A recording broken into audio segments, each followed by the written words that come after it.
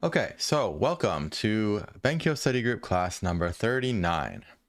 Once again, as we've done many times in the last few months, we're going to be covering endgame and move values. It's going to be review and a lot of practice and a good class, among others, for people who might still be newer to the topic and some of this knowledge and way of calculating. So this is very important, and it's something that I have been pushing on a lot recently because, I mean, we are Go players. Our job is to take territory, right? But most of us are actually just playing a bunch of moves, not knowing how many points we're actually getting from those moves. So it's almost silly when you think about it that way, right? So this is a class that is going to not only drastically enhance your endgame and your sensitivity to points in general and how accurately you'll be tracking the ups and downs of points, but also it's going to change your entire paradigm of Go, as it's going to make you less interested in moves in the center of the board than before. It's also going to enhance your standard of a single move, like the bar that you set for each move you play, right? This also reminds us of the 15-point rule, which is another class. Yeah. So okay, so let's get started, and we are going to do a little bit of stepping back into some basic explanations, although that will also come with the answer explanation. So we're actually just going to jump into some practice here, and even if anyone here is completely new to this topic, or at least like not new to endgame, but new to like how to calculate the move values, just going through it with us should help. Should be a good start for the first few minutes. So why don't we start with A? And although actually like each place is going to be worth the same side for both colors, and that's because you have to consider the effect not just on one territory but on both territories. The total swing, if you will, the swing value, the total points that like the total effect on the black territory and the white territory. So, but we are going to use black just to keep things simple for all of the moves except for K. In which case black's version of it, in this case, is going to be L. But let's start with A. So how big do you guys think A is for black to play? And again, when I say black to play, I really mean white to play as well, because in that case, it's the same for both. In some cases, like the K and L case, you see that the move in question is different. Like black wouldn't play K when they can play L, right, to take more. Whereas white can actually go as far as K, and I'll show that. But anyway, so we have 1 point. Yeah, it looks like everyone's getting this right. So that's an easy little warm up, right? So black plays A, and there are not any follow-ups. And if we have black pass and white play A, white reduces black by 1 point black could have had, but white doesn't really have any follow-ups worth any points. So 1 point is correct, and 1 point Gote is correct. So black plays there, and it's white's turn. White doesn't have to do anything. Okay, how about B? How big is B? Is it the same? So if white plays B, we can see that white will have 2 territories. And if black plays B, white will have a chance to block at J1, which will leave white with 1 territory.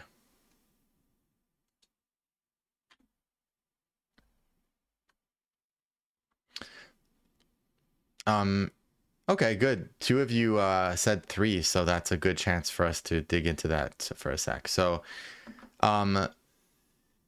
first of all, we see that there's no effect on black's territory because you see that it's fully blocked, right? It's not going to get reduced. So that means in this case, we can just look at white. And if you think about it, even if white plays B, they cannot possibly have 3 points here, right? So 3 is not a possible answer. The maximum that this could, like, I guess, reasonably be, even if it isn't, is 2. Yeah. because black's territory is unaffected. So there's no swing value here because the swing on the black half of it is 0 because black is never affected. Now, of course, if we change this, right, if we actually take off this stone and we have black playing Hane, which is the same spot as our move in question, this is totally different, right? Because in this case, if white played L1, black would actually have to put a stone on M1, right? And black would fill up their own territory. So white would play here, black would play here, and black might even have to fix again, right? So that would mean that white would claim this unclaimed J1 territory that black could have reduced with K1, but also would reduce these 2 black points compared to black going in a straight line down to the edge.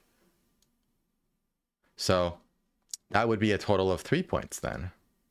And white would even finish in Sente if black actually fixed everything immediately.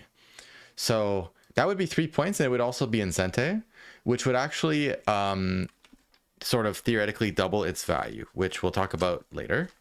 Now, it's not always double, but anyway, that's the basic template. That's the basic theory. So, you know, what you do is this what we're going to talk about briefly later of doubling when it's Sente or when it prevents a Sente, compared to the Gote value when the move is just Gote for either side. It's going to be something you combine with your common sense, essentially, where you might not double it in all cases, or you might not, you know, quadruple something in all cases. But anyway, let's focus on base value for now. So base value, what I mean by that is just simply the number of intersections actually being affected. So no multiplication happening. No Sente and Gote factors amplifying the value. So anyway, let's dig into this again. By the way, when you said adding together, the question is, what are you adding together, right? Because if we go back, there's nothing to add from the black side because like when black or white plays B, the number of intersections in this area here never changes since black is fully sealed off on the edge here. So there is no adding together. Anyway, but anyway, good answers and good, yeah. So the closest answer is going to be 1. However, here's a question for you guys, and I may always be tricking you. Just FYI, for those who don't know, we have a new member here, Grinza, for example. I do sometimes, once in a while, I give my students questions that don't have an answer or that are trick questions. So, and that's to really get you guys thinking on your feet, and also because the journey is the reward. Most of the time, the questions I ask, like a lot of time, the value comes from the process of thinking through it and not so much the answer necessarily. So that's the case where I will give trick questions sometimes. Because sometimes when I'm in a lesson with one of you guys, for example, in certain cases, simply asking something can also give away the answer, or at least what isn't going to be the answer, right? Like, for example, usually when I say, oh, A and B are both a point, but are they the same? You're going to be thinking, okay, maybe they're not the same, right? Because it's each, like, they both reduce white by 1, so it seems like it should be the same. So watch out for trick questions, right? Anyway. So I'll let you guys answer this then. So are they actually just both strictly 1 point, or is there some difference that actually translates into extra value?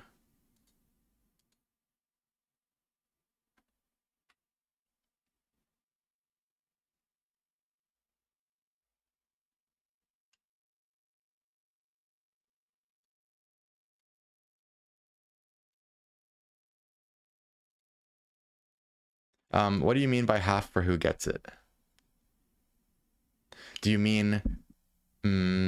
I think I know what you might mean, but then I don't want to give away the answer yet.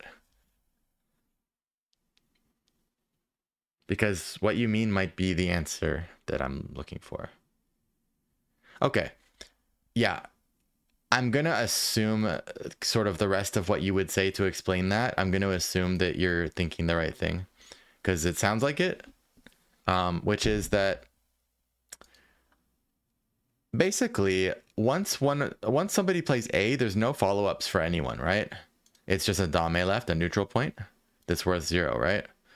But with this one, black actually has another 1-point follow-up coming, right? Yeah. And by the way, we're not treating these as 2 moves on the same board. We're actually just comparing them against each other, but not in the context of the same game. So it's true that if these were both in the same game, then playing B would make sense, because then you create what we call miai of like they take one, you take the other. So after black plays K1, they would also be guaranteed one more of either B or A. But this logic is helpful, at least for proving what the answer is going to be that I'm asking. So like if black played A and white played B, black would have no next move. So black only gets one thing instead of 2 things, right? So that's a valid answer, or indirect way of answering, basically. And going back to what Kedar was saying, so after black plays B, there's actually, like I said, one more 1-point move left at B here. So we're just gonna, get rid of this out of our minds for a second, right? This is not part of it. And but K1 is gote for black, right? Like unless white needed an I or something, white has no necessarily need to respond at B. So like any gote move, we don't know who's going to get the follow-up that's left in that location. If it was sente for one side or the other, in some cases you can make an assumption that the person who has the move as sente, sort of as forcing, is going to get it as a privilege, right? This concept of a privilege is very important, because it's assumptions you can make about the rest of the game. For example, like let's say up here, if black had a bunch of stones, making it so that white has no potential to do much reduction on black or follow-ups, then probably black A is going to be a privilege for black because of how sente it is for the sort of the safety of this territory here, right? White wants to block. As long as black times it well in the game, then, and not too early, then white's going to block. And then black's going to get this, white's going to do this, and all of that is going to be in sente for black. And because it's all for free and relatively assured, like that black will get these moves in the future, assuming perfect timing, which you should assume, then it's called a privilege, you can say, or black's right. So black gained 2 and reduced by 4. So it's a 6-point sente, which is super big. It just means black shouldn't wait too long, right? But anyway, so that's the concept of what a privilege is. And it's an assumption you should make when it comes to the future moves. Like even if this is not getting played yet because it's too small, you should actually assume, like white and black should both assume that black gets it. Just because of what I said. On the other hand, right, if we have the actual position that I've set up here, both sides can do some sente stuff to each other and some sente first line hane stuff. So that means in this case, we don't know who's going to get E or F because it's sente for either side. So that's the difference. So nobody has a privilege here. And then the same thing for like gote for both, right? So in a normal game, nobody knows who's going to get A or who's going to get B. Or if we just focus on one, let's say, to keep it simple, right? I'll do this. Nobody knows who's going to get B because it's not sente. It's just a 1-point looking type of move. It's just a small gote move, right? So that logic can be applied then to the follow-up of B. So black plays K1 for 1 point. We know it's at least 1 point, right? But now the question is, okay, who's going to get this follow-up B move? Is it going to be white or black? It's gote for either side, so we don't know. So therefore, it's a 50-50 chance of either side getting it. But that move only exists for black because black played first K1, right? For example, black cannot immediately play J1 because it just gets cut, right? Therefore, you can actually attribute half of the value of J1 to the K1 move. And that's because, again, this move only exists because K1 brought it into this world, right? Yeah. At the same time, you can't attribute 100% of its value to K1, just for the fact that white has a 50% chance as well of getting the move at B. I'm kind of making a mess here, but yeah. So nobody knows who's going to get this, just like the half point co's, right, that we leave around the board. Which is, if we're getting really mathy about those co's, it's technically going to be in thirds of a point, but who cares about that, right? The simple way is to just treat them as half point co's. Even when I was like, even a lot of pros, like pro training, they do that too. It's close enough.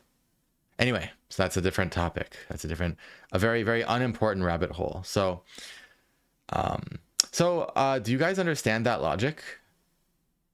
Or do you need me to sort of explain a different way? Basically that this this original push at K1 is actually bigger than the move at A, because the move at A is strictly 1 point because it has no follow-ups for either side. But B has follow-ups still left over after you play it, and that only exist because of playing it. So basically, the follow-up of K1 is J1, and J1's also 1 point move, right? J1 is the same size as this A that we see over here. They're like the same move, right? But because black is not guaranteed to get B later, we give half of the value of B to the move at K1 to find the move value of K1. Therefore, K1 is 1.5. Does that make sense, guys? It's 1.5 points. Okay, yeah, I explained that at length, so we should move on. Okay, so the interesting thing about follow-ups is that they kind of like cascade in a way. So if I just set this up now that we're done with, or I'll keep this actually clean and I'll set up a new position here. So, oh, I can't get rid of that. Okay, never mind. I'm gonna mess up this position then. So let's make it like this. This one's interesting. Do you guys want to try to tackle? Actually, let's make it a bit easier. Do you guys want to try to tackle this one? So how big is A? It gets into the kind of like level of math that you don't really need, and I'll explain why after. But you can probably, if you truly understood the 1.5 just now, then you might understand this.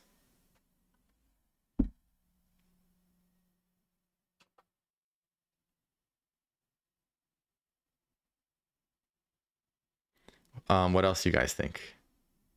So we have 2. 2 is a very close answer. That's my big clue. It's basically 2, but it's smaller than so yeah, exactly. So when we had the white stone here, we said it was 1.5 because as a follow-up of 1 point, which you have a 50% chance of, so it's half, right? But if we go back even further, then you have a 100% chance of getting this first move because you just play it, right? And then therefore you have a 50% chance of getting this gote move. And in order to get the H1 move, you need to first have the J1 move, right? But the J1 move we know is already only a 50% chance. And then there's another 50% chance after that because of course white could then block. So that cuts it in half again. So this follow-up at H1, you have a 25% chance from the original K1 moment. Does that make sense? Like, so from this point in time, H1 is going to be a 25% chance. But if we go forward in time, now H1 is a 50% chance. So obviously calculating, to find the value of K1, we need to know the value of J1 and of H1. But once we get as far as J1 already, then obviously H1 is simply 1 point. And if we go back another, then this J1 is going to be 1.5. Just like K1 was in the other example, which is this example. And one more thing is, if we, where's my edit? Okay, well, if we go all the way back, like, is it like to here? So let's see. 1.5, 0.25. Yeah, so in this case, right, how big is, this is the slightly harder, right? How big is A going to be here?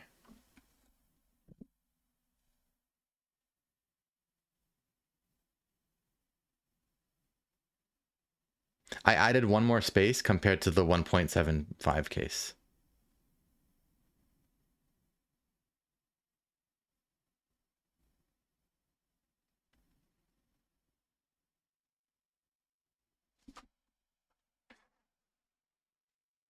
Grinza has the correct answer. Yeah. So Kadar, it cannot possibly be 3.5 points because if it were 3.5 points to play K1, you'd have to be able to like show me at this moment in time that you've erased 3.5 points. Or at least the follow-up values keep getting smaller because the chance of us getting them keep getting cut in half. Like, so yeah, exactly. Yeah. So exactly an extra eighth, right? The chance of getting A is 100%. The chance of getting J1 is 50% and 25%, and then 12.5% chance to get G1. And then when you add all that together, it's 1 point plus half plus quarter plus eighth. So it's 1.875. So you guys don't need to actually, like the lucky thing for us all is that you rarely really have to actually do that math. Now you do actually often have enough time in a game to do that math, especially for those of you who play fast, but you don't have to, because all you need to know is which move is it bigger or smaller than, right? Like 1.875, you know that it's smaller than anything that's just simply 2 points. And there's a lot of moves that are simply 2 points. So that's pretty easy, right? For example, if we go back and I move this black stone here, which makes it so that basically if white Hane and connect, there's no, black doesn't owe a move, so black can Tanuki, right? Tanuki is of course ignore. So it's just Gote. So this L1, right? How big is L1? How many intersections combined for both sides are affected? Assuming N2 is already there, so it's not part of it. How big is L1?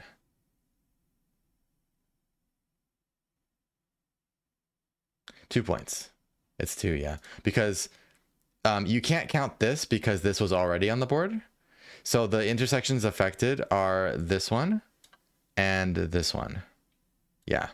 If black had played the Hane at K1 instead of white playing the Hane at L1, in other words, if black got to this place first, white would have lost a point at J1. Yeah. And in this case, since white played L1, they made black fill up at M1. So it's 2 points. So the easy way to remember, though, is that a Hane on the first line that like is responded to by Atari and then does not finish in Sente, like does not require a fix basically from black or from whoever, is just always 2 point Gote. So when we're comparing, let's say any 2 point Gote on the board to this B that we're looking at, or even if we switch it to be this much bigger version of B or of A in this case, even this move with that many potential follow-ups, that's still slightly smaller than a 2 point move. Hopefully that makes sense. So you can see then why you don't really need to know that it's 1.875, because all you need to know is that it's less than 2. It's more than 1 and it's less than 2, right? So you play it before any normal 1 point move, but like strictly 1 point move, but you play it after, after any strictly 2 point move. So it's just in limbo, it's somewhere. Like most of the time, 1 point anything is all you need to know, because it's bigger than a 1 point move and it's smaller than a 2 point move. And most moves on the board have a whole number, like a 2 or a 3, like a 5, not like a 5.875 or whatever. So that makes Go a lot easier, right? You don't have to do the crazy math. The exception is that a 1.5 move is pretty common. Like a one stone capture, for example, that makes them block their territory. There's moves like that are 1.5. So you should look granular enough that you can tell the difference between it and a 1.5 point move. Okay, so as long as you understand the logic, right, and you wrap your head around all that, then that'll serve you well, and we don't need to spend more time on this right now. You could just practice that. So let's move on to some of the bigger moves now. So we've done A and B. Let's do C next. And again, it's going to be for black. And after black plays C, just like any moves here, as always, you have to assume follow-ups. For example, let's say we're talking about D, right? Up at the top here. Obviously, after white blocks, you should assume that black gets this because this is locally finishing in sente for black.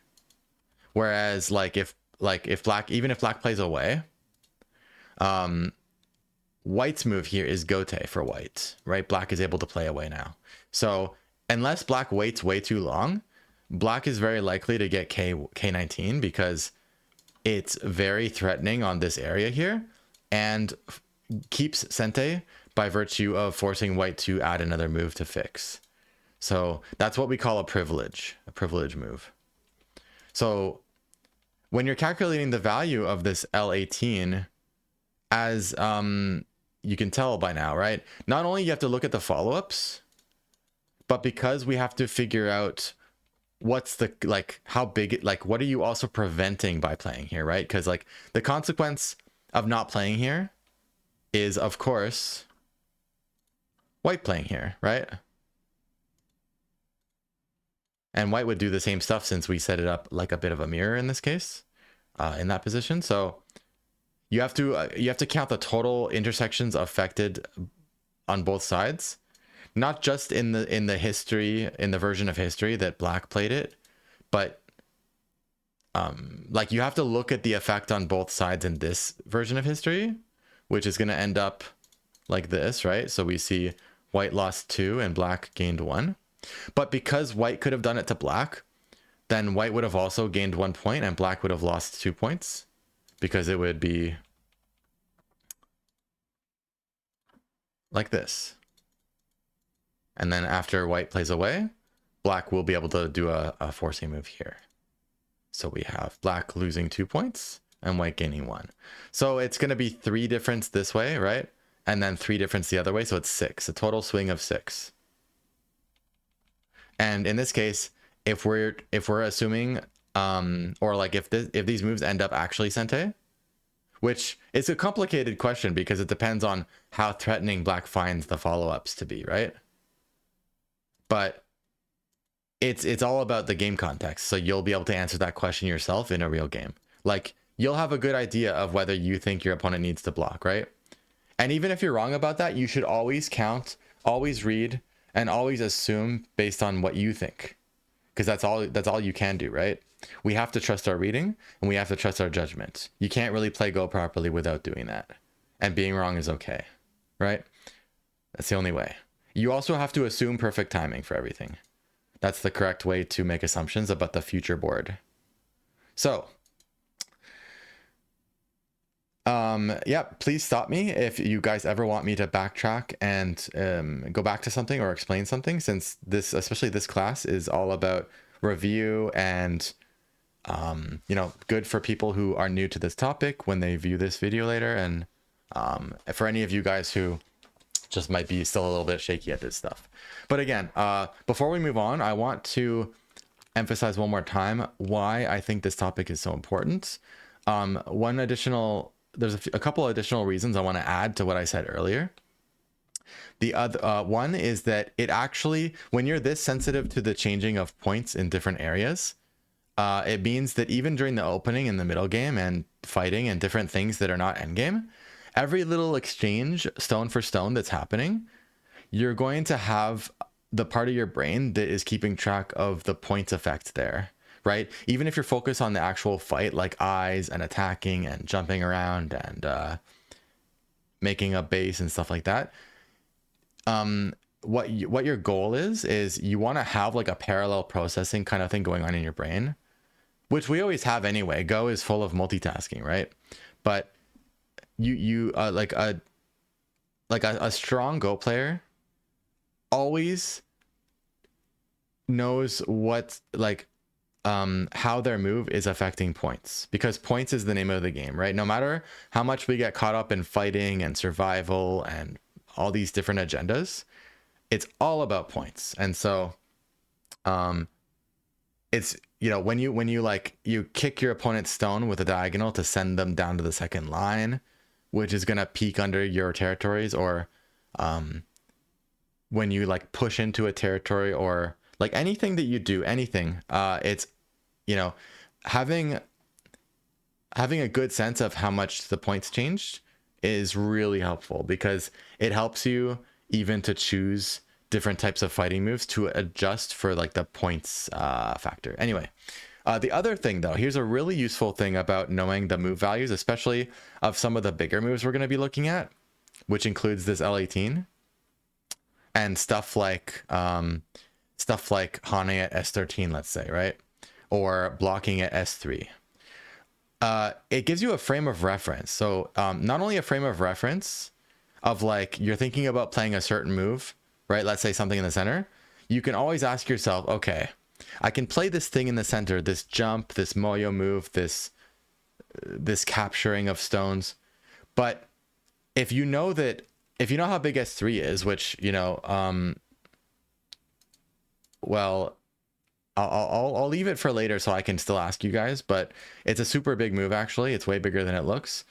If you know how big that is, then you can always tell yourself like, okay, am I sure that this other move I'm thinking of playing is bigger than that, right? Because if you have an exact number for this move, right, or for like this move, if you have an exact number, let's say more than 10 points, that's such a good frame of reference, because it's like, then all you have to ask yourself is, oh, capturing these stones that are like, let's say around here somewhere, whatever, right?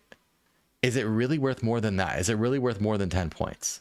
That's how you can stop yourself from playing these deceptively small middle moves, deceptively small captures.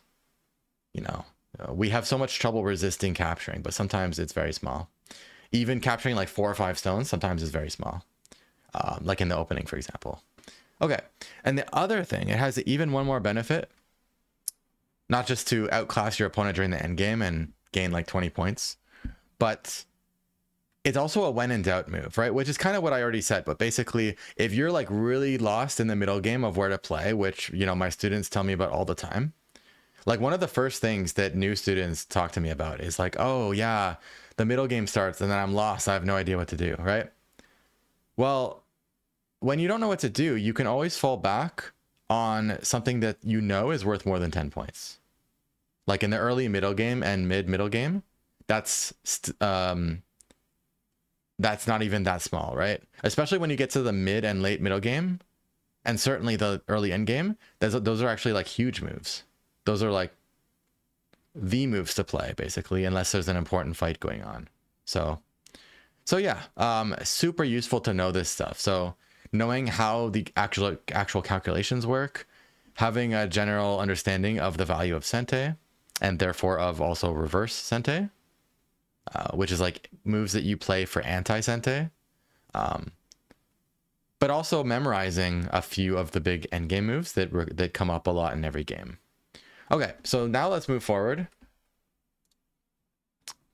So we're looking at, hang on, let me go back. Let me erase this thing. So A, B, C. So we're looking at C, right? So how big is this move? Think about the follow-ups for both sides if they play it. We're going to assume that white's move in this case is also the descent if they play first. And you have to look at the follow-ups each side would get and all that stuff. So yeah, how big is C?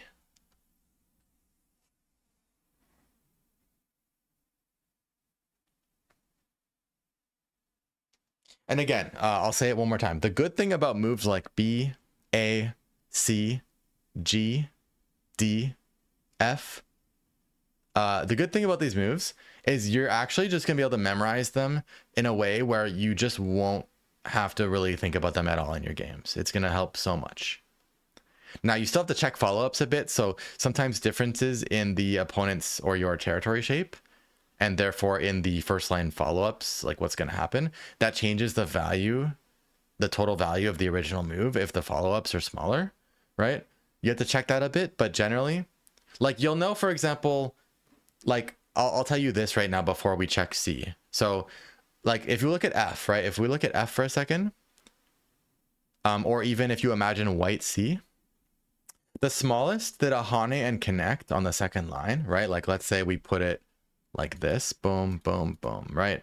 The smallest that this ever is when you're doing a Hane and connect between two enemy territories is 6 points base value. That's the smallest it usually ever is. The exception may be, like there could be an exception where like if white actually looks bizarre like this to where black has absolutely no follow, sorry, like black has, sorry, wrong tool, where black has absolutely no follow-ups after this worth any points, then that's going to affect it, right? So for example, if we set it up something like this, it's not even going to be 6 in this case. It's going to be a bit less. It's I guess it's going to be, I mean, I can check this for myself. Let's see how big is this? 3 plus 2, so it's like 5. So it became 1 point smaller than the usual rule. But anyway, as a general rule of thumb, you can assume that in the worst case, like even if you're confused, this is in the worst case, this is 6 points, which even at 6 points is going to be a lot bigger than a lot of the moves you guys might play in the center sometimes. And I'll touch on that again after we finish taking up C, which is over here. Okay, so Buzzsaw is saying 6, Grinsa 4, Igoru 3. And I think Jem said 7. I'm assuming it's for this, but unless it was one of my other questions. So now I'm going to show you guys the answer. So black's going to go down and then Hane, right? Because black doesn't want white. Like the descend didn't really do anything yet if you still allow your opponent to get this move, right? Like you technically prevented white's Hane, which could be a gain maybe, but if we're making the assumption, for example, if you think your opponent's best move is also descend to then grab the first line Hane, and if for whatever reason you think that the descend is better for white than the Hane, for example, the Hane finishes in Gote, whereas the descend has a higher chance of being Sente because of the follow-ups like here or here, then you can make that assumption for them before anything even happens here, right? You have to assume that your opponent will do the best thing, and that's according to you, right? So if you think that if you were white you would descend, therefore you should assume that they descend. So like if white's gonna descend, like if you descend but then you play away and then white gets this, that's the same as you playing nothing here and then white descending and then getting that, right? So it means that there's no point descending if you're not planning to Hane in that case. Whereas if you think white was gonna Hane, right, and you thought the Hane was super good for white, then descending and then playing away could be a way to just prevent the Hane. So anyway, but going to the value here, right? So currently both sides have just gone straight down, which means nobody changed, right? But then black gets this, right? Now let's assume that white fixes. Now we see that white, compared to both sides going straight down to the edge, white has lost 2 points, right? At A6 and B6. So that's 2 points, but also if white had played first, then black in turn would also lose 2 points. So these 4 points are the total affected intersections. So it's a 4-point move at base value. Exactly. Yeah. So exactly. So if it were like that, you could even call this a double Sente move because just in terms of like describing its urgency, because it was going to be finishing in Sente for whoever plays it, right? Which makes it even better than a normal Sente.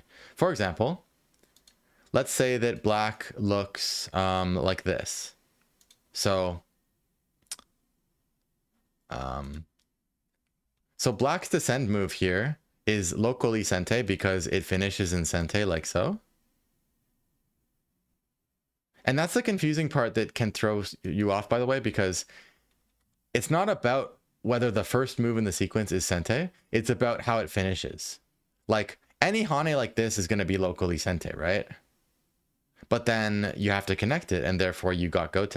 That's the true term for the move. It's not a sente move, it's a gote move. Unless, of course, you thought white has to play here or here. But assuming white plays away now, then, you know, even though this first move is sente, it's not a sente move because white's always going to block. And black doesn't make sense unless they connect.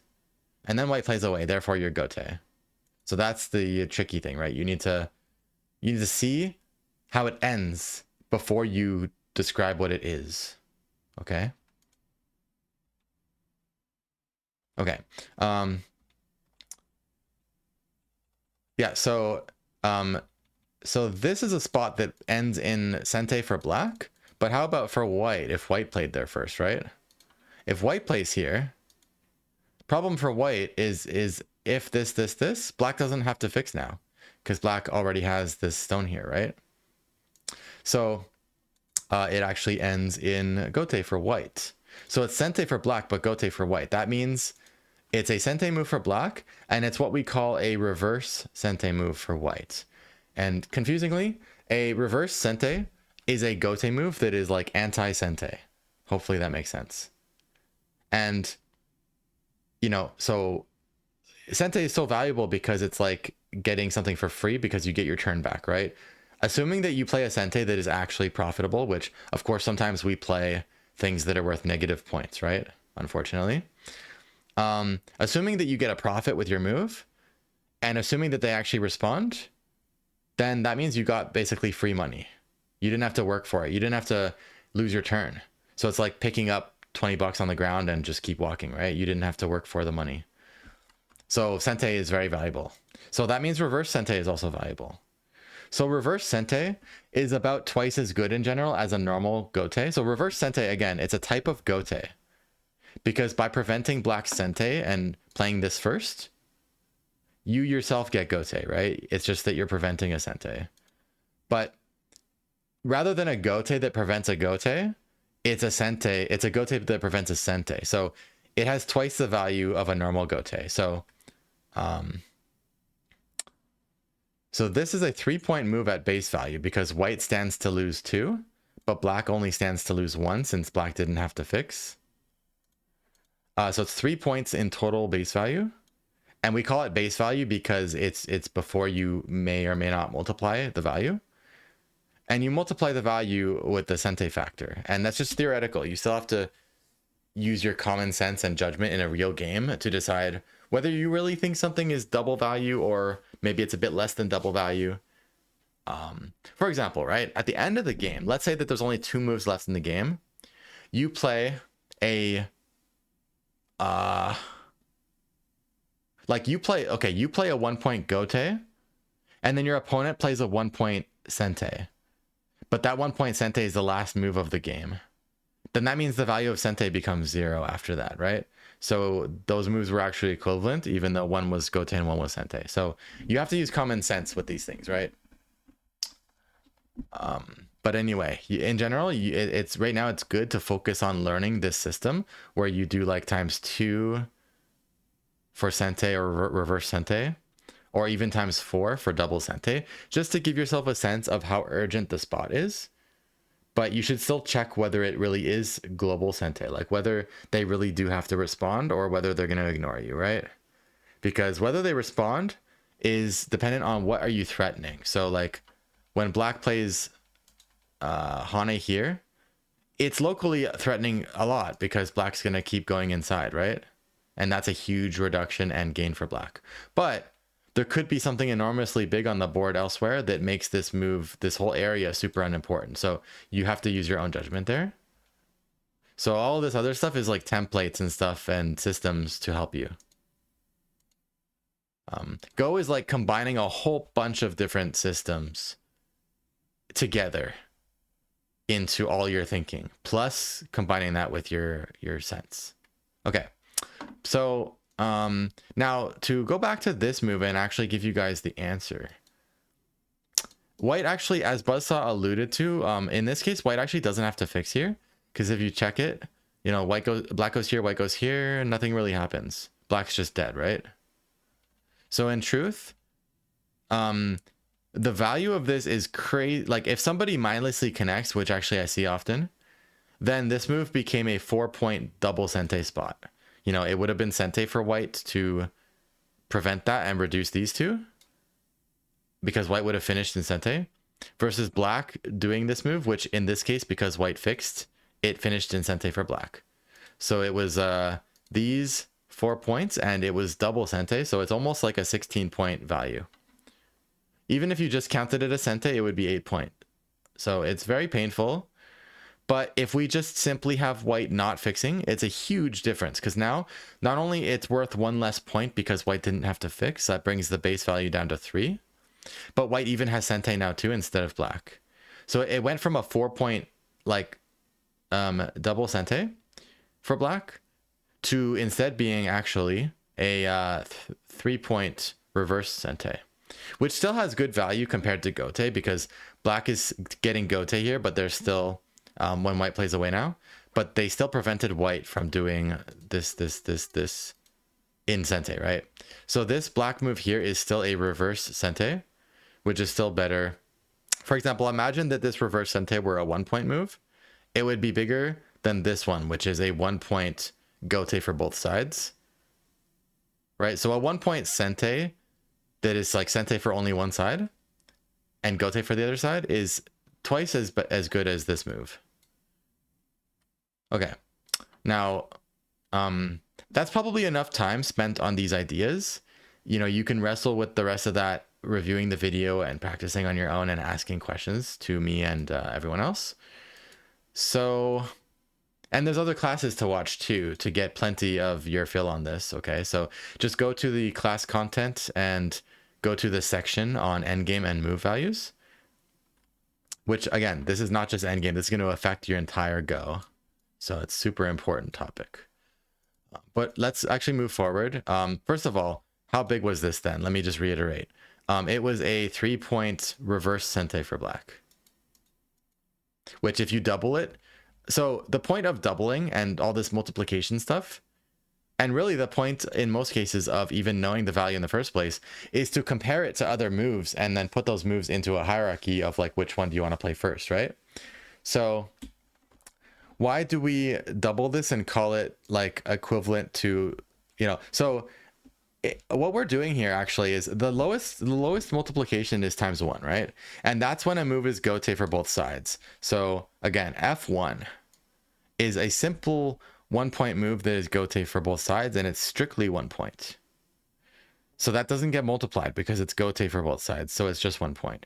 But if it were sente for one of the sides, and therefore they get it for free, then this move here would be 2 points. Not 2 points in the number of intersections affected though. Obviously only one point is affected here, but it's 2 points in its actual value relative to a move that is actually just 1 point gote. So 1 point gote versus 1 point sente or reverse sente, you would double that other one when comparing it to gote move. So for example, imagine you have a 5-point gote move or a 3-point reverse sente gote move. In general, the reverse sente 3 points is going to be bigger than the strictly gote 5 points, because you would double that 3 and make it 6. Same thing with a sente, right? When you play a 3-point sente, that means you got 3 points for free and kept your turn. And odds are there's at least a 3-point move elsewhere somewhere on the board to play after that with your retained sente. Even if you're then gonna just play a 3-point gote, that would still give you 3 + 3, which is 6. But you probably do better than that, in all honesty.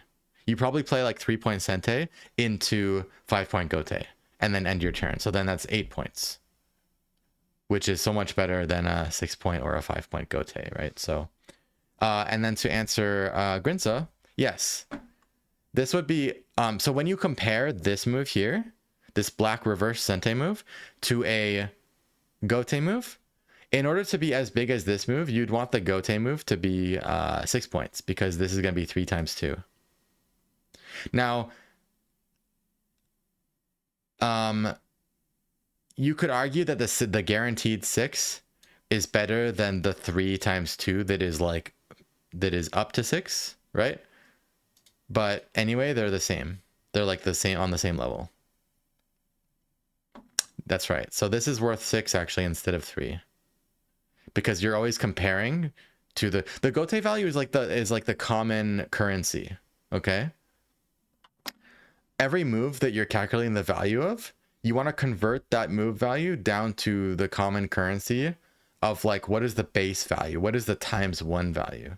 Which is what we call the gote value. Or you might say the translated gote value. Yeah.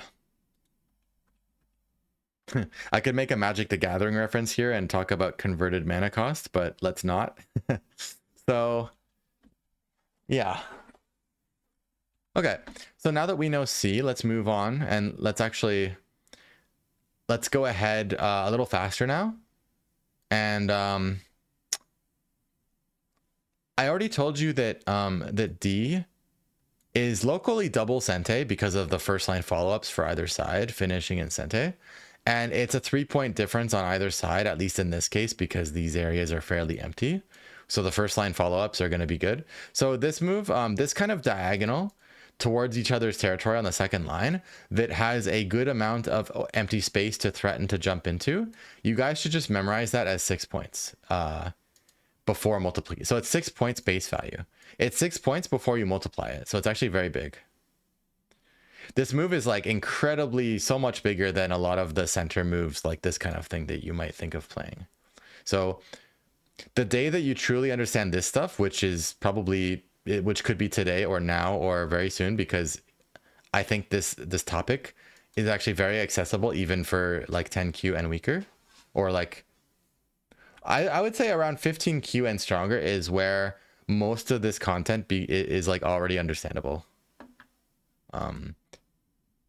So yeah, this will help your play so much because you'll understand that like moves in the center can be super small. So this is 6, and if you really want to times 4 it for the double Sente, then it's going to be a 24-point value. Now, we can use our common sense to say that it's probably not really 24, right? Because, like, let's be real here. It could be if maybe the space here was wider and the space here was wider, then it really could easily be 24. But like if there's actually a 24-point gote sitting on the board somewhere, let's call it T1 just for fun, right? Then I would take that guaranteed 24 over this 6 points that wants to think that it's 24, right? The 6 point that thinks it's all that. But anyway, in most cases, you can still rely on this multiplication system. Or at least what you should do is you should come up with the value based on the system first, and then before you actually finalize your decision, combine it with your common sense or your feeling, your own go sense about the position. Or more than sense, it's really just looking into the actual position, right? But of course, the value of, let's say, jumping into here is very ambiguous because it's so open. It's going to be very difficult to calculate that. So there's some guesswork involved.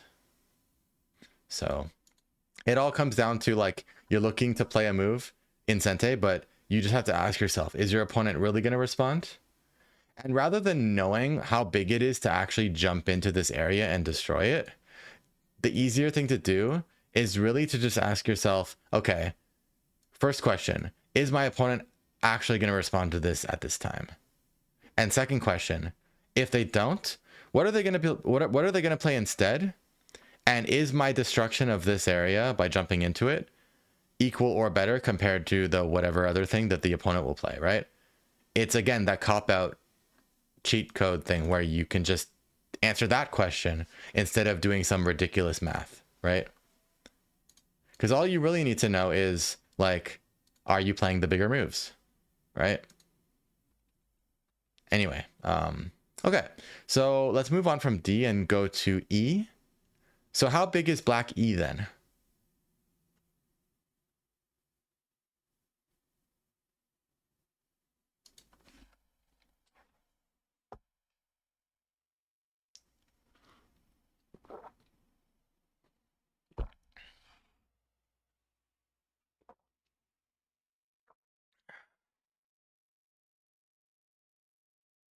And here's the system I recommend to keep things simple for you guys.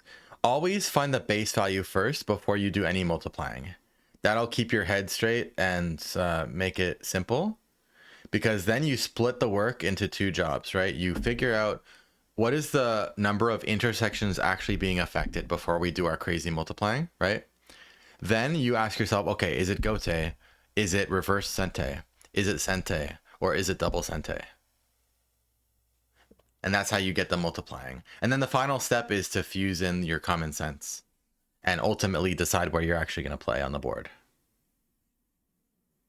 Yeah, so the difference with C is that C actually did not finish in sente for black as much as it looks like it would. So it turned out to be a reverse sente move instead of a double sente move.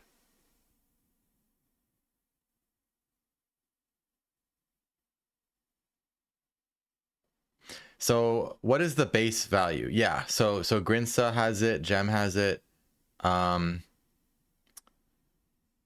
The base value is 4, right? We're gonna affect these two and these two. Similar to this case down over at C on the left side, where actually we only affected 3 in this case. So black's gonna go down, this is gonna happen, and black's gonna do all this. And white would have done the same thing to black, so these two got affected because black protected these two. And then these two obviously got affected. So 4-point base value, but because this is one of those things that we call double sente, you can times it by 4, at least as a starting point, before you start to adjust it to what you kind of.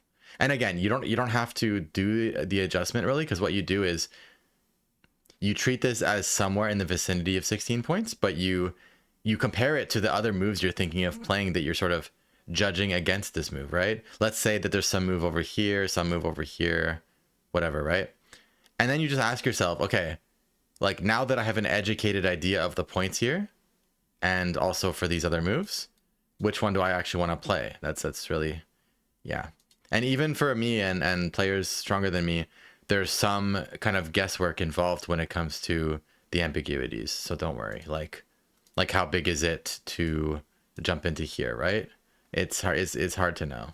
I mean, I can figure it out if I make the assumptions of, like, let's say white playing like this, and then I can calculate it, but it just takes more time. So let's say white doesn't want to risk like a ko like this, or like, yeah, so then white backs off once, and then black goes, and Atari, and then here, and then black tanukis, and of course this is going to be sente, and that's how you would look at that.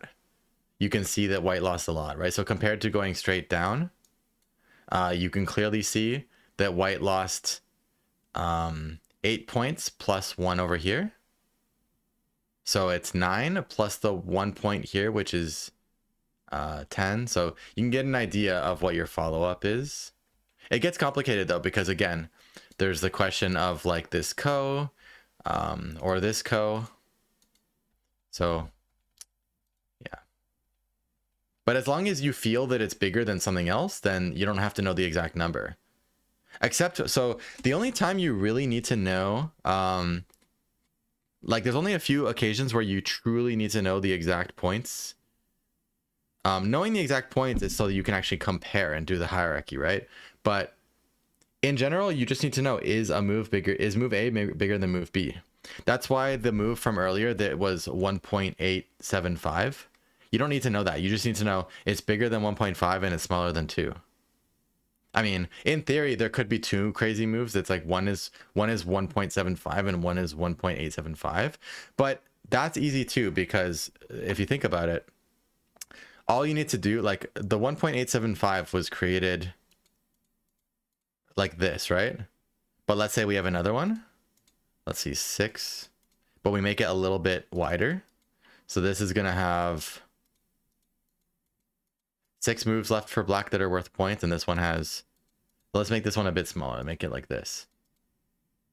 So like if this one has 1, 2, 3, 4, 5 moves that are worth points for black or white, and this one has 1, 2, 3, 4, you don't need to know the decimals, because you just need to know, since this one has more follow-ups, this one's bigger. So this one's going to be like 1.9 something, and this one's going to be 1.875. So all you need to do is look with your eyes, right? Which little corridor here is longer. That's it. Okay. Anyway, that's a little sidetrack thing. So yeah, so that's the answer for that. Now E, F, G, H. So let's look at H. Let me get rid of these markings. And we're going to start to wrap up today's class actually soon. So actually, I'm not going to make us calculate H properly because it's actually very, very complicated to correctly count it. But why don't you guys just throw out a guess? And if you already memorized the value, then don't say yet. This is a common Joseki, right? So this is a value, a move value you could just, I recommend just memorizing. Now, you have to always remember in your real games though that, for example, if there's like a random blackstone here, if you've understood this class, then you should understand that a random stone or somewhere around here is actually going to affect white's follow-ups, like the value of white's follow-ups, especially in the case that black ignores white's push at S3. So what you should understand is that if there's some kind of black stones lying around here, it's going to reduce the value for both sides of this S3, okay? But just give me a guess. What do you guys think for H? I'll help you guys out by saying that, like, after black H, although black has no sente follow-ups, black has a very big gote follow-up here, which is going to be a 50-50 chance of black getting it since it's not sente. So it's not guaranteed, but it becomes possible thanks to this first move. And so we would take half the value of that follow-up move and attribute it to the original move. That's how this works. That's how Go calculation works. And even this move, it cascades, right? It's like layers of value. So it's like recursion in a way. It's like, because if we assume this as like that, how that would go, then you also have to assume that black would naturally get this typical first line privilege, right?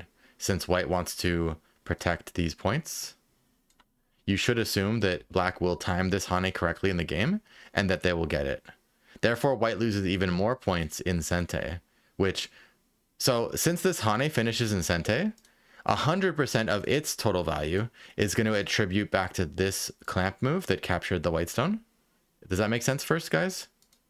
I know it's complicated, and you don't actually have to think this big brain in your real games.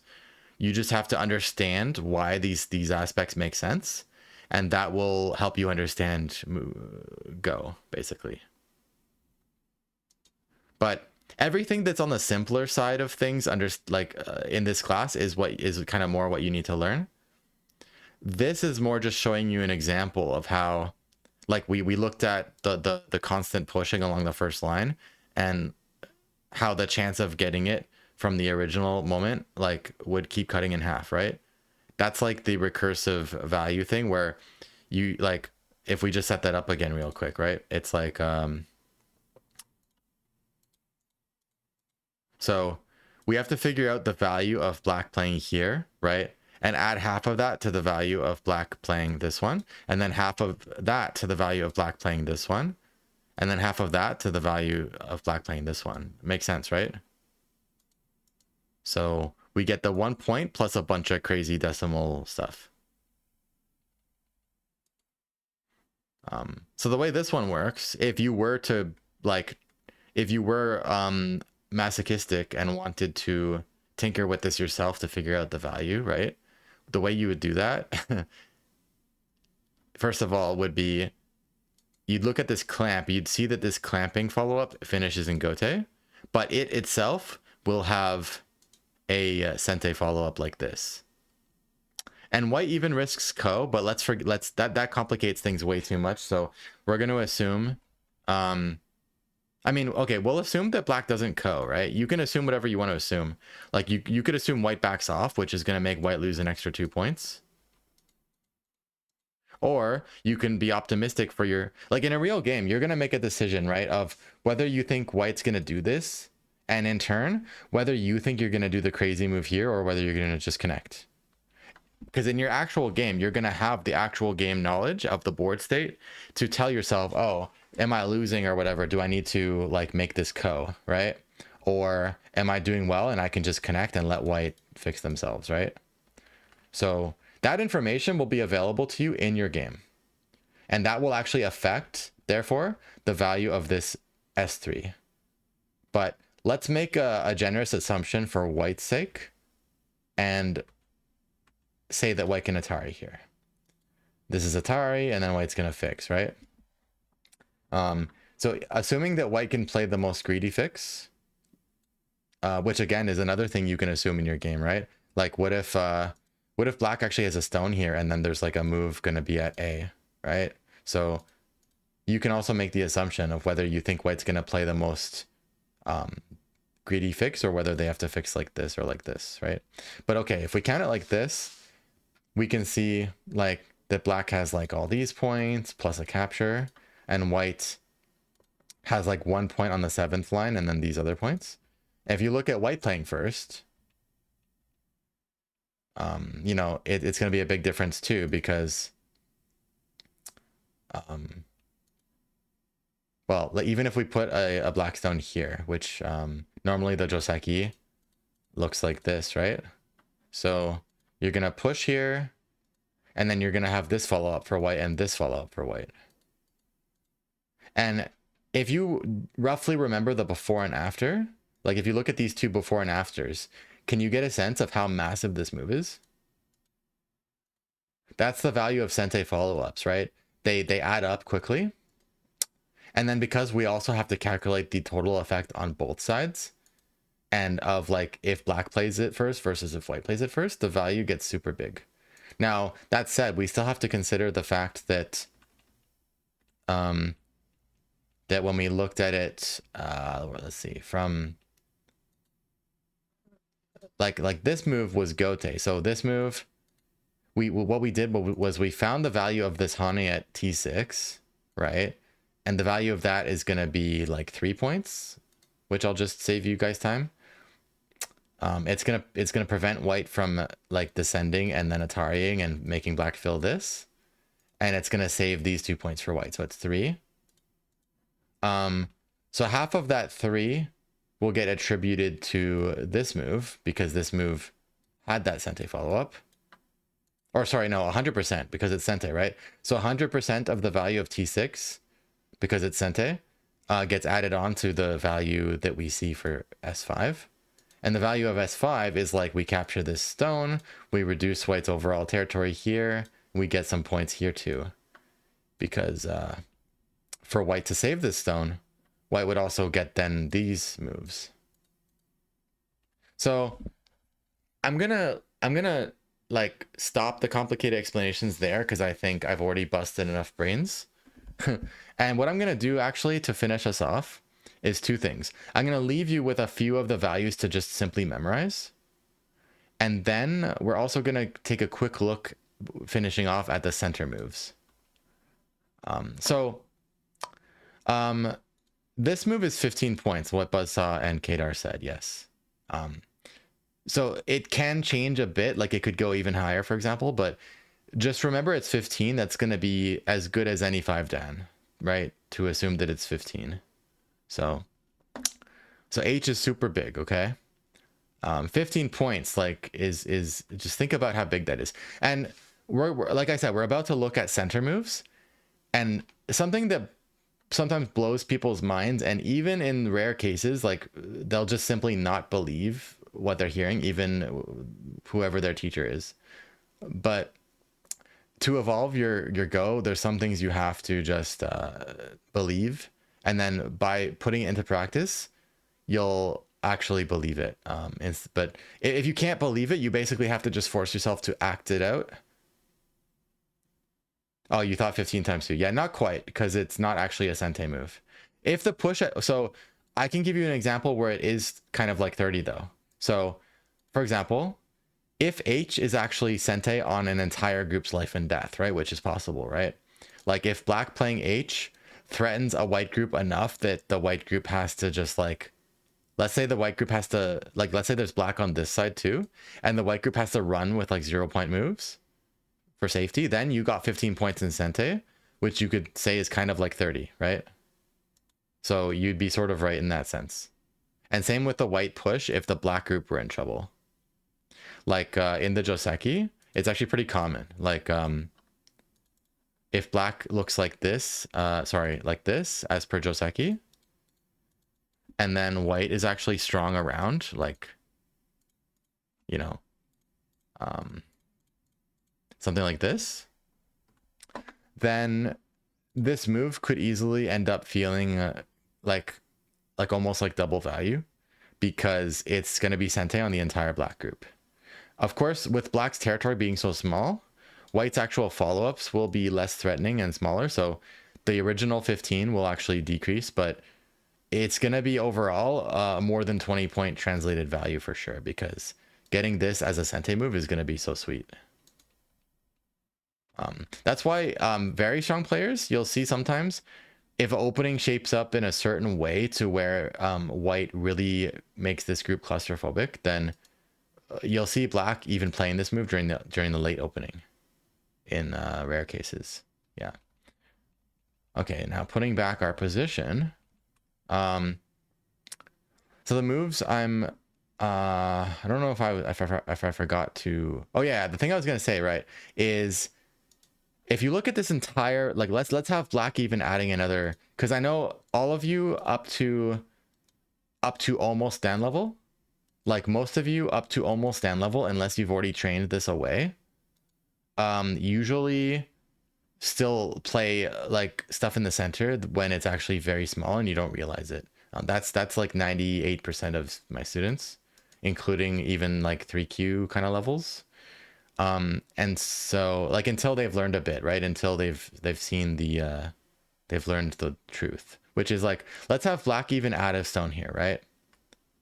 I'll even just like make it look like this. Like how many points do we have here in total with all these stones? We have, it's going to be this many points because white can push at K3, right? To make black block. So it's going to look like this.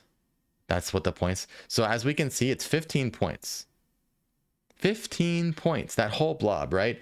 And believe it or not, this move gets that entire value in one move. In fact, it's even bigger because we have a stone missing here. With the black stone here, S3 is a 15-point move. Without it, it's going to be ginormous because the follow-up is probably clamping here rather than just descending here. Like at least Hane. So now it's like a 20-point move. It's like super big. So you need to realize that. So that's especially if you're more like in the 10Q range or DDK, because in those ranges we see a huge amount of like this type of move or even like this type of move. When there's still things like this and like this and like this on the board. But like this move is several fold smaller than those moves. Like this move is, it's like it's like 3 points because it doesn't even like block anything properly. It does guarantee like one side or the other, like something like this, but it's a very, very small move.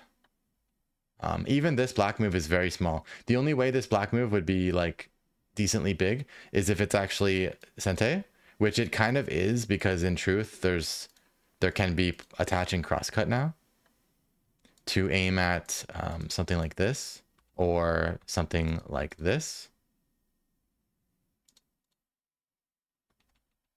But like if this move isn't actually threatening something serious, it's super small. Maybe not as small as this one, but super small.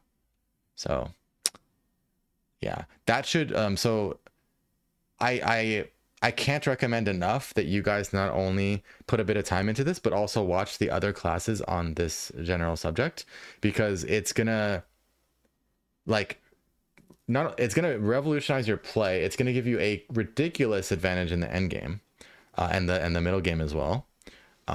And I believe that compared to other topics like fighting, Joseki, opening, you know, life and death, all that stuff, this is much, much, much, much faster to pick up in a big way.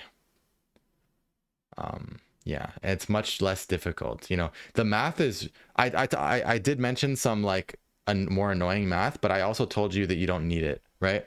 So the math we're working with here is like 8-year-old stuff. So, or whatever, you know, 10-year-old stuff. So the hardest math is like what's 8 times 4, something like that. So it's less of the math, it's actually just the logic. Yeah, understanding the logic, understanding how to correctly look at the total swing of a move, which you can't just look at, like, for example, if you do this, right? You can't just look at like, okay, black did that, how much was white affected, how much was black affected? You know, you get, obviously you have to check the follow-ups if there's sente follow-ups, so that's like, you know, good job. But you also have to, you have to do all that, but you also have to check, like, okay, but what if I played some other move and they played? That's how it works. That's yeah. So now, like this move, for example, this is the biggest Hane and connect you can have, because the follow-ups are like when black Hanes, white has to pull back because of this double Atari problem. So white has to pull back and then black can keep going. It's like this. We see that black gained 1 point here and white lost 6, right? That's 7, right? But because it's basically a mirror that we've set up, and white going first would do the same. Like not the same if black had a stone here already, right? Because the follow-ups matter. But like we see that this is going to be 7 plus 7, which is 14. In either case, white plays just one gote, or black just plays one gote. Like white played gote once, but all the follow-ups were what we were calling a privilege. These are all sente locally. So white retained their turn, right? It's white's turn now. So white only had to lose sente once in all of this, right? That's why it's like a package. I call them like a package. So that whole package, like the whole, it's like the same as, imagine you just go and capture 5 stones somewhere, right? Or let's say 7 stones. And there's no follow-ups and there's no sente, and it's just 14-point gote with no follow-ups or anything else to think about, okay? That is a very obvious package that anyone can understand, because there's no follow-ups to think about. It's just, okay, 14 points, blah, blah, right? But this one is more complicated because you have to understand that it's not just the little bit of gain that white like just got. It's also these follow-ups, which are pretty much guaranteed for white as long as white's timing is good. And because they all finish in sente, you don't have to spend anything to get them. You don't even have to spend your turn, because you get your turn back, right? That's why you have to take all those moves that are not played yet and assume that they are, like when strong players are counting, right? They absolutely do not count these as black's points, because they assume that white is going to get T15, because that is what should be expected. So like when black plays this, like when black plays the preventing move, which is like, let's say here or here, somebody's doing something wrong, right? Either black is playing this reverse sente move too early, or white waited too long. That's usually what happens here. So so this Hane and connect is actually 14 points. So you can memorize like that this one's 15 and this one has the base value 6, except you should multiply it. This one here. And this Hane and connect, where both sides have a lot of first line follow-ups, is 14. And then as you make the first line follow-ups worse, it gets lower. Like if there's a white stone, let's say like here already, which is going to reduce black's follow-ups on the first line a little bit, to where white doesn't have to back off. They can actually Atari directly. So they lose 2 more points instead of 4 more points. Then it's going to go down to a 12-point overall move. And if we change, so like from this position, if we add this white stone, it's going to be a 12-point move instead of 14. If we add this, it's going to be a 10-point move.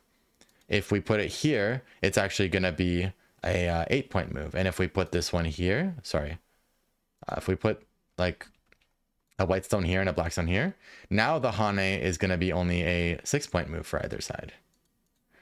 And if we move this to here, it's back up to 8 points. take it away, back up to 10 points. Move this here, 12. Take it away, now it's 14 again, you see? So it's all about how the first line follow-ups are going to go.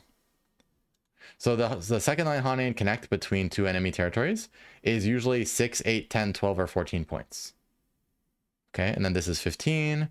This one's 6 usually, unless there's some stones inside. And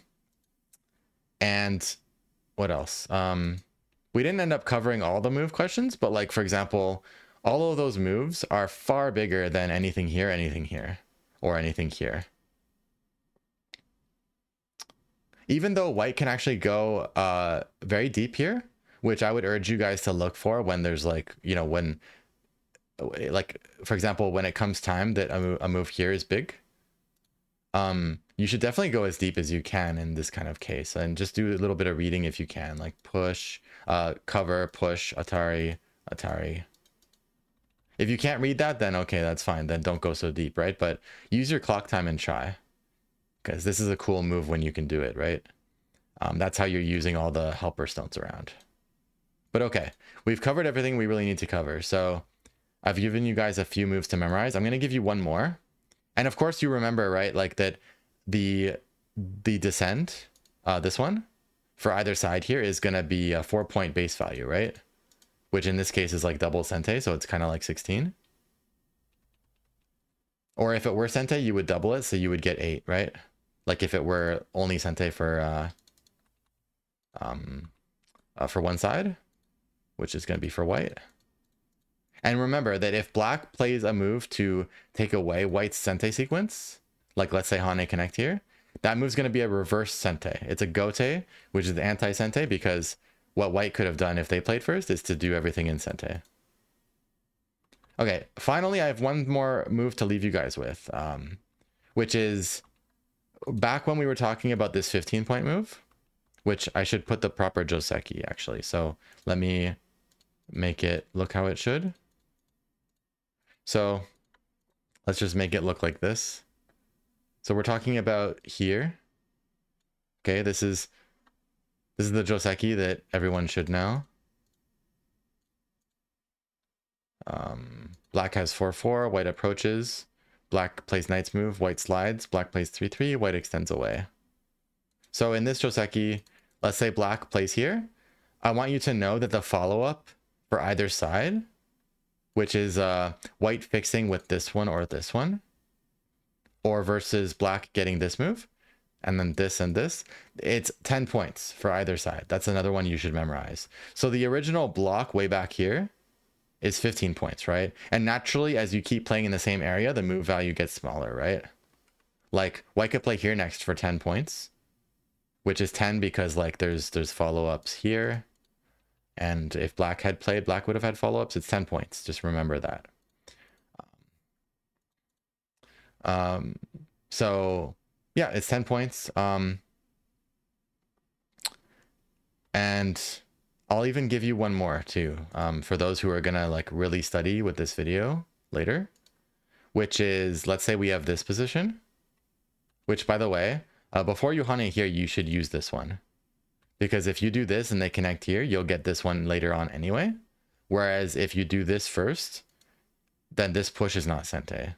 On the other hand, if you go here and they connect this, now this one is locally sente, or at least it has a threatening Atari, right? So the correct thing to do in this shape is not here first, but this one first. Because the effect in the center, in the case that black doesn't strengthen properly, is more important than the edge in the early game. Of course, you shouldn't always do this move. If we're talking a little advanced for a second, then there's all kinds of... Go is complicated, right? Like if white has a stone around here somewhere, there's actually a very interesting aji of playing here and then connecting back like this. So that's why you wouldn't want to just force this willy-nilly, and you want to have a good reason. But this is white's privilege whenever white wants it, and black should go here. And then later on, when it's going to be actually sente, white should do this, and then black goes down. For example, if black has already a solid position here, something like that, then there's nothing wrong with just doing this right away. But if you want to preserve the agi of A, then you should not play that exchange. The final move value I want to leave you guys with, because I feel like this still comes up a lot in real games, is after this, this Hane to force black to play here is a 4-point sente. Like, assuming black responds, then it's 4 points. It's good to know, right? Because I see a lot of games, like even my own games once in a while, right? Like if white takes too long to take T2 because they forgot about it or they're afraid that it's going to be ignored, then black can look for the time to play here, which is going to be a 4-point reverse sente. You guys wouldn't normally like think this can be 4 points, right? Because, like, for example, if you're just looking at black's intersections, you can see that like, even if white plays Hane first, there's still some intersections left, right? But actually it's 4 points. Like, white saves one of their own points. Black lost these two that they could have had. And also in the future, black has to fix at R2 at the end, right? So it's 4. And I'm not going to calculate it right now because I think, well, okay, I guess I could. I mean, I was going to talk about the capturing, right? A lot of you guys would instantly respond to this without thinking much because it's like, oh, capturing my stone, can't have that. But you should really think, because now if this stone is important for life and death to where white capturing this would like make them alive when you're in the middle of attacking them, let's say from the other side, then you shouldn't let them capture it, right? Or if it's like a mutual eye space thing, right? But if it's just a matter of only points, you should strongly consider ignoring this move depending on the board position, because it's not actually that big. Like, if we just check it, like, white has to play a small move to threaten, and then they have to play another move to take. And the difference between white capturing here and black saving it, it's gonna be so white's gonna get 2 points on the capture there, and then 1 point here, 1 point here, so that's 4. And then black is going to lose 1 point here and a couple here. So that's going to be bringing it up to 7. And then it's a bit more than 7 depending on the, so like, so after white takes, depending on what happens with this Hane later, like let's say black has a territory, right? Then this Hane also takes the value higher than 7 in total. So it's going to be anywhere from like 8 to 10 points. And so I typically think of this move as 9. And I recommend you guys, if you just want an easy answer, to just think of this as a 9-point move. So for white to capture or for black to descend. And again, that's assuming that there's no important life and death element that makes it worth more. Okay, so 9 points to save that stone, and 4 points to make this exchange as white. So you guys should memorize all those. And that's gonna do it. Yeah, long class, hour and a half. But I think it's a good stopping point. And it is a little bit of a more dry class, I'm aware. So that's all the more reason that I recommend you guys to really put effort into picking this up and check out the other classes, because I really don't think you need that many hours to sort of like semi-master this. And the bang for your buck of like time and effort invested is going to be immense compared to other subjects. I think it's basically a little detour you can take, right? You focus on this for some number of hours, and then you just go back to whatever you were doing, like fighting or something, whatever you were working on. Yeah, I tried to be extra clear this time, especially for like any beginners who watch this video later, or just anyone who yeah, needs me to go slower. Okay, so that is going to be that. We will take a break from endgame move value type classes for a little while because we've had plenty. And it was a pretty dense or a very wordy class, I would say. So I would recommend reviewing it, and maybe you can go on double speed or something. But yeah, I'll upload the class video right away.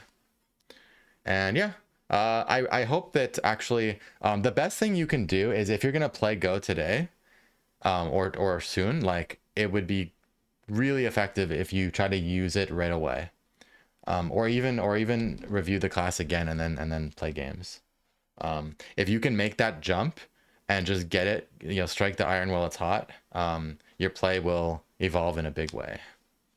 You might get it wrong at first because you might start to play endgame-ish moves too early, or you might go to the extreme and care about points too much. But for example, it should at least help you to see how small center moves can be, especially because like an area like this is only white can make points. That actually further halves the already small value. If you think about it, only white could make points there, like realistically, if we just kind of look at it, right? But the edges are for both players to make points, right? Both players will reduce plus gain at the same time if they play these moves. So that actually doubles the value as well compared to stuff like this. So that's why high dans and pros really devalue the center in like most of the time, except for important fighting or specific cases, or like huge moyos. Okay, that's gonna be that. Hope you guys enjoyed the class, and I'll talk to you later.